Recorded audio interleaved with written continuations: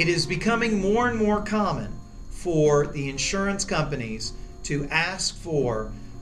in litigation at least, your Facebook, Twitter, and MySpace account information to see if there's any information there that could be used against you. As a general rule, most experienced personal injury attorneys object to this request for privacy issues and a number of different federal statutes that cover this issue. If there is something on your social media account that is harmful to your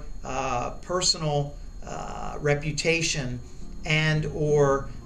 standing in the community, it's advisable, regardless of whether or not you make a claim, that you remove that information fairly promptly.